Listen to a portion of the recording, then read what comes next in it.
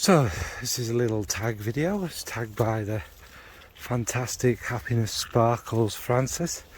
If you don't know Frances, her channel will be linked wherever, but do go check her out because she's lovely, very supportive, very passionate and just lovely. But yeah, as you can see from the title, it's the loves from your own collection that you'd keep if you had to get rid of them all. Change day to day, and yeah, it's a difficult one to do. I love all of them that I own, to be fair. Maybe do love some more than others, but that's because of specific memories, etc. attached to it. Now, three kind of, what's the word, honourable mentions, because love them and adore them. I haven't spent enough time with them. Would be Swedhof, Sweden, One Way Bridges, Date with a Dame, and Olfactivo's Gourmand. Sorry, out of breath, as I always am. And the reason they're not going to make the list is, like I say, because I haven't built enough memories with them yet. I'd say I do know them fairly well now, but yeah, anyway. Now, a lot of these are quite obvious, so I may as well get them out of the way. Let's start with Dupom. It's Dupom. What more do I really need to say about it? It's my oldest, my first fragrance. Yeah, it's never going to be in short supply, I don't think. Don't think it's ever going to be discontinued.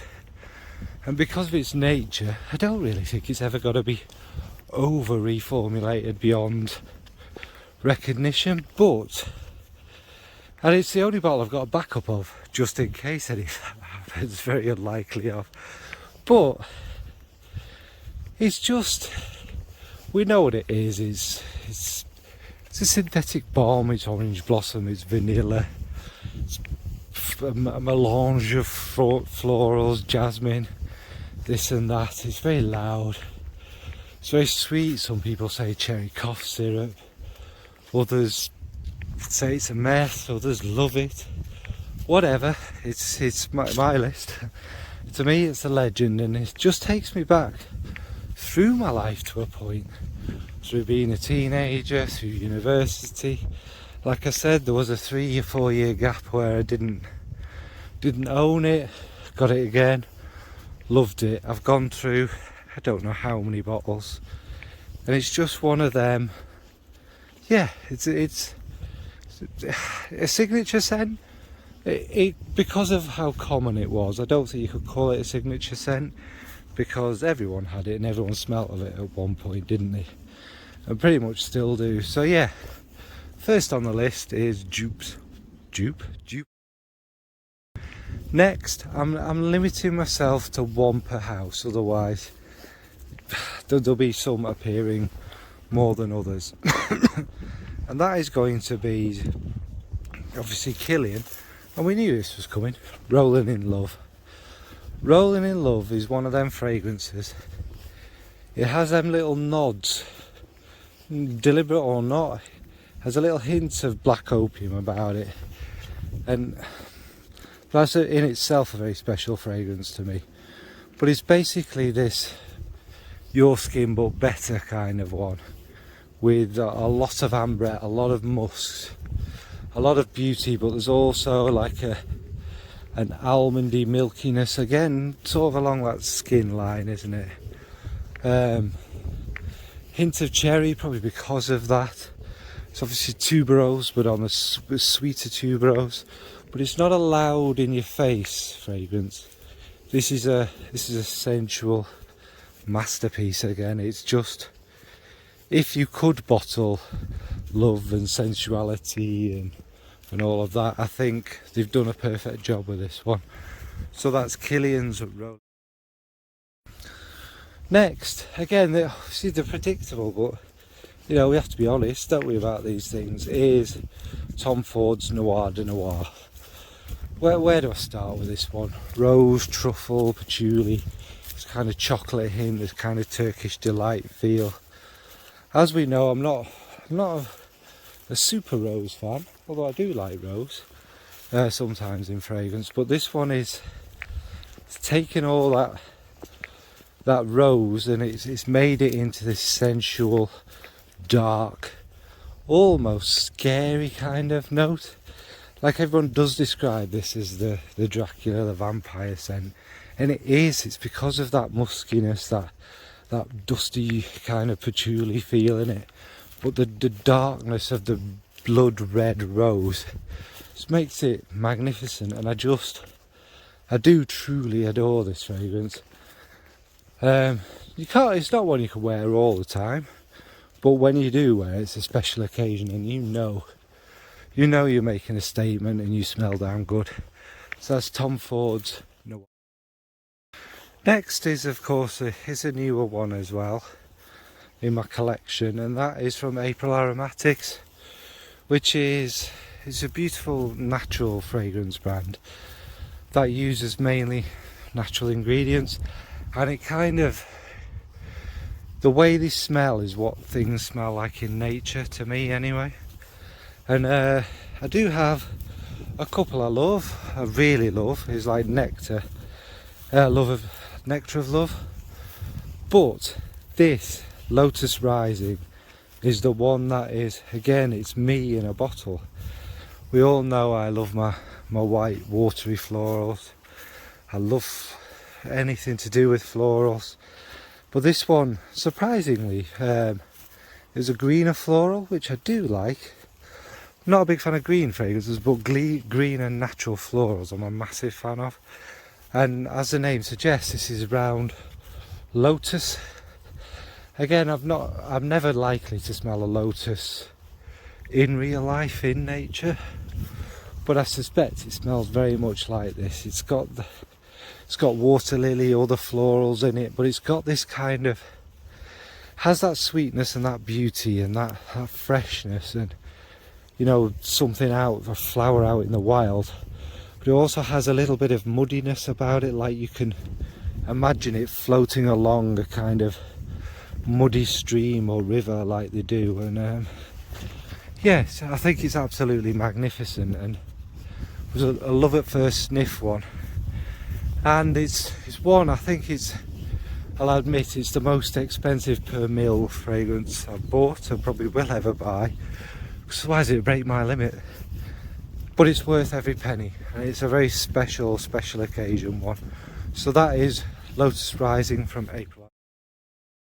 Now another one, this has different reasons why it's special to me, but why I'd always have it.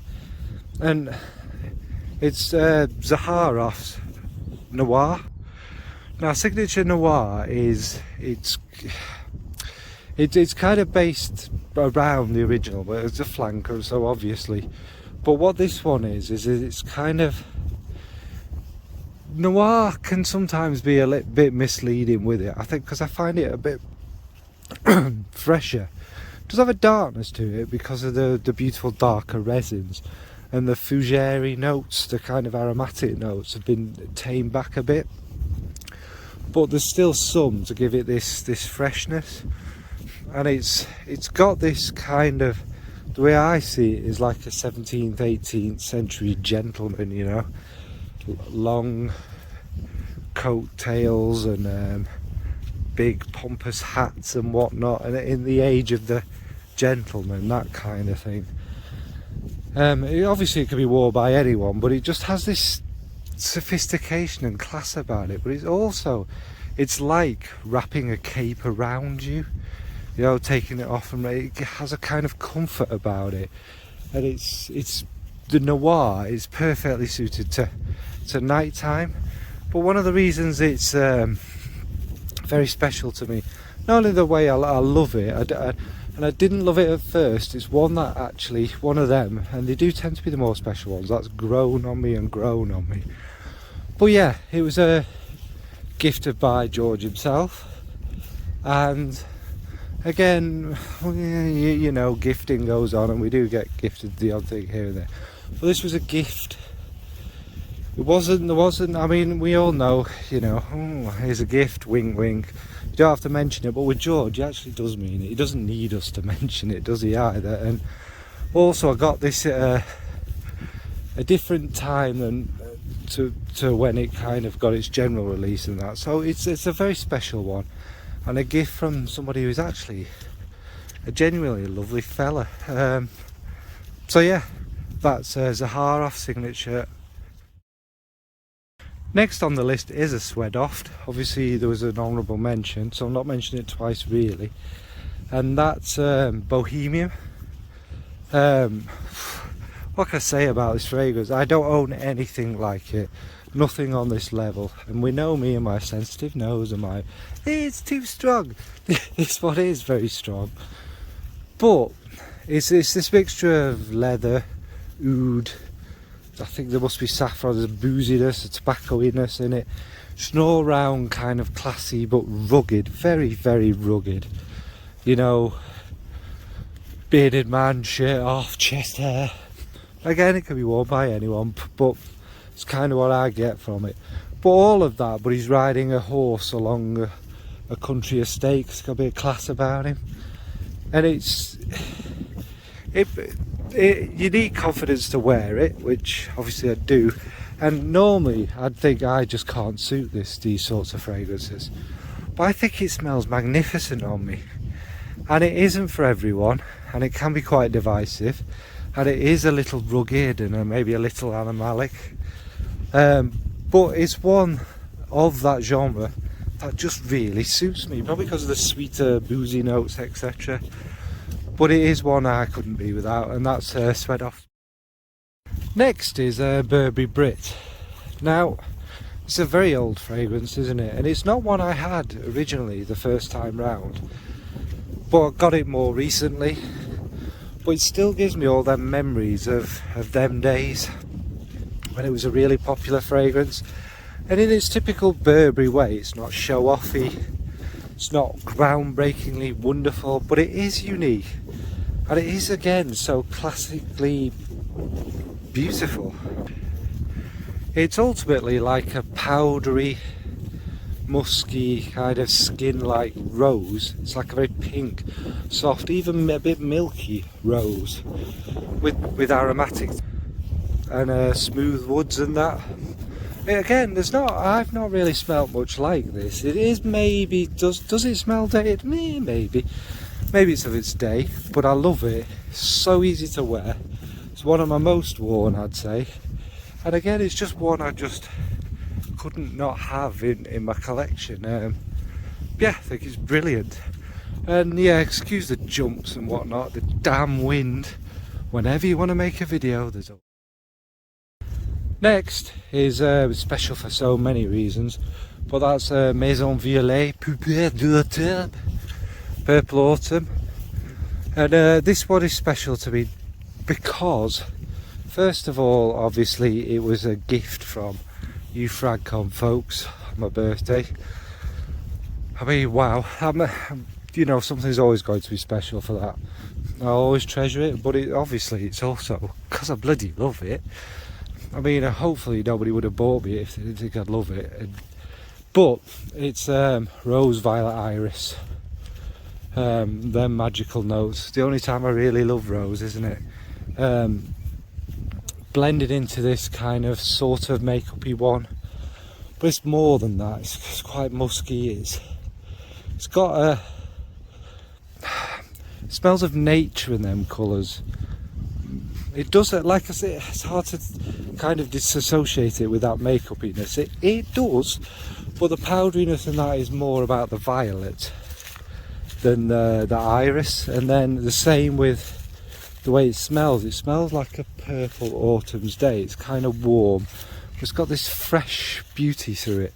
It's kind of walking outside here, and if you could imagine there was purple flowers all around instead of whatever it is at the moment, whatever season we're in, and it's all them sweet smells, and it has that powdery makeup-y blah blah blah, but yeah, because of the cool breeze, if you like, that kind of swirling round and the other flowers and the other features in it, it's quite a beautiful, fresher version of that. So that's Poupée d'Automne from now, for the same reason, but also because I love it, is Lochester's Bouquet Encore. Big tuberose scent, this big orange, some people say purple, to me it smells orange, this big orangey sunset of a fragrance, this sweet explosion with these dark black pepper notes in it, just give it a warmth. Obviously the musks, the big woods, and to me it smells like a rich orange blossom sea with the tuberose and the florals and everything in it. And it is just this, it's smooth, it's quite loud, quite sweet-ish, but the spice balances it out. But again, it's this big warm hug. This is a hug from someone you haven't seen for ages, that picks you up and squeezes you and puts your legs in the air. And they smell delicious, they smell sweet, like they've been baking cakes and picking flowers and dousing themselves in pepper and what have you. It's just, it's a magnificent fragrance. So that is from Lochester de Parfums Bouquet. Next is Nishane's 100 Silent Ways. Now I'm not calling myself an influencer or any such thing, but this fragrance is kind of special to me because obviously the friends we talk about in our little groups or our little communities that we have, this was one that I'd had an influence in people buying, and I know I did. I know a couple of them, there's Lizzie Rosa Jones and Kev Merseysense, who we actually have very similar tastes sometimes. Me and Lizzie not so much. Lizzie especially was not gonna necessarily love this one, was a bit apprehensive because it's tuberose, but it's tuberose done in a gourmand's way. To me, the way it mixes with the vanilla tames that sweetness. There's not much greenness about it. It makes it into a whole new type of tuberose, which is used in quite a lot of them. But the way it mixes with vanilla, it's like a tuberose biscuit, but it's not that gourmand and it's not biscuity, but it is that kind of, you know, like it's been dipped in a warm drink and you're wrapped in a shawl, and the musks make you want to nuzzle somebody's neck and stuff. It's that kind of, it's a very sensual, beautiful, it is just beautiful and warming and cosy. I think you can wear it all year round again, but again, it's such a special one to me because of that, and because I had an influence on other people with it. I mean, it's not why we do this, but if you know you've changed somebody's mind about something, or it's very scary if they ever were to blind buy it or what have you. But it's still kind of nice that, my opinion, sometimes isn't complete nonsense. So that's Nishane's 100 Silent Ways. So this was just a little list. It's more difficult than you think, and obviously it changed day to day. And I could have gone on and listed 50 or whatever, but it has to fit in a video, doesn't it? And I could have spoke a lot more. Well, I wish I had spoken a lot more about them, because it's not just about the notes, it's where they take us, the feelings and stuff. But if you start talking about that too much, then the video will go on for an hour, like it is now with me waffling on about it. So yeah, what about yourselves? I know it's one of them questions we hear all the time and it's impossible to answer, but are there any fragrances from your collection that you just couldn't let go of?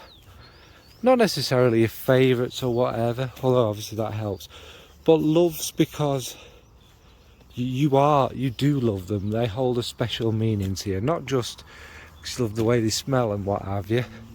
But yeah, what fragrances are like that for you? I could ask, is there any single surprise on my list? Probably not at all. Alright, thanks folks, thanks for watching, bye.